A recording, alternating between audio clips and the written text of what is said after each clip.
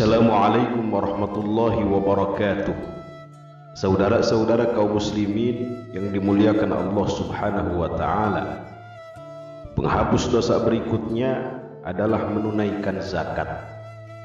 Seseorang akan diampuni dosa-dosa dan kesalahannya ketika menunaikan perintah Allah Subhanahu wa taala yang satu ini.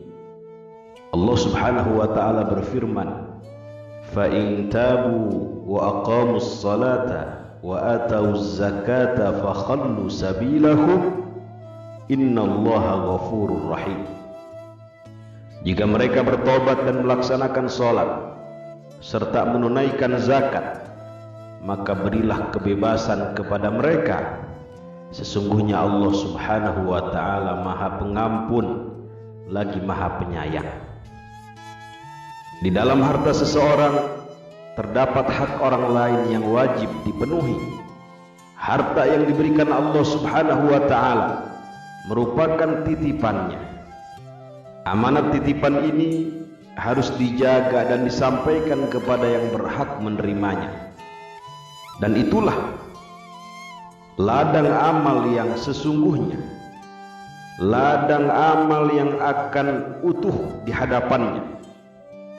Yang utuh itu bukanlah yang disimpan, tetapi yang dimanfaatkan, yang diberikan kepada orang-orang yang membutuhkan. Allah Subhanahu wa taala berfirman, "Dan laksanakanlah sholat, tunaikanlah zakat, dan berikanlah kepada Allah pinjaman yang baik. Kebaikan apa saja yang kamu perbuat untuk dirimu, niscaya kamu akan memperoleh balasannya di sisi Allah Subhanahu wa ta'ala sebagai balasan yang paling baik dan paling besar pahalanya. Dan mohonlah ampunan kepada Allah Subhanahu wa ta'ala. Sesungguhnya Allah Subhanahu wa ta'ala Maha Pengampun lagi Maha Penyayang." Selain itu, orang yang menunaikan zakat juga akan berada dalam naungan rahmat dan kasih sayangnya. Allah Subhanahu wa taala berfirman, "Wa aqimus salata wa atuz zakata wa athi'ur rasula la'allakum turhamun." Dan laksanakanlah salat, tunaikanlah zakat, dan taatlah kepada Rasulullah sallallahu alaihi wasallam agar kamu mendapat kasih sayang dari Allah Subhanahu wa taala. Selain ampunan dan kasih sayang, ia juga akan diberikan surga yang mengalir di bawahnya sungai-sungai. Allah Subhanahu wa taala berfirman, "La in aqamtumus salata wa ataitumuz zakata wa amantum birusuli wa azzartumuhum wa aqradtumullaha qardan hasana la ukaffiranna 'ankum sayyi'atikum wala udkhilannakum jannatin tajri min tahtihal anhar." Sungguh, jika kamu melaksanakan sholat dan menunaikan zakat serta beriman kepada Rasul-Rasulku, kata Allah, dan kamu bantu mereka dan kamu pinjamkan kepada Allah Subhanahu wa ta'ala pinjaman yang baik, pasti akan aku hapus kesalahan-kesalahanmu, kata Allah, dan pasti akan aku masukkan ke dalam surga yang mengalir di bawahnya sungai-sungai. Sehingga siapa saja yang mengabaikan perintah ini, artinya perintah zakat ini, kewajiban zakat ini, akan rugi di akhirat, bahkan dinilai oleh Allah Subhanahu wa ta'ala sebagai orang yang ingkar kepadanya dan juga menyekutukannya.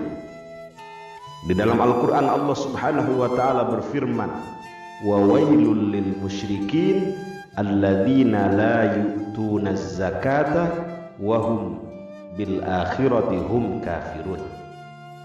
Dan celakalah bagi orang-orang yang mempersekutukannya. Siapa? Yaitu orang-orang yang tidak menunaikan zakat dan mereka ingkar kepada kehidupan akhirat.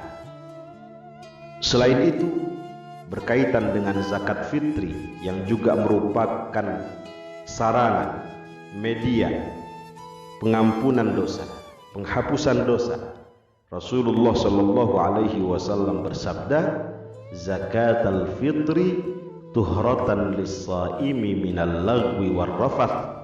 Zakat fitri itu menyucikan orang yang berpuasa dari lagwun, perkataan yang tidak bermanfaat, warrafath, dan kata-kata yang jorok, wa tu'matan lil masakin, dan makanan bagi orang-orang yang miskin.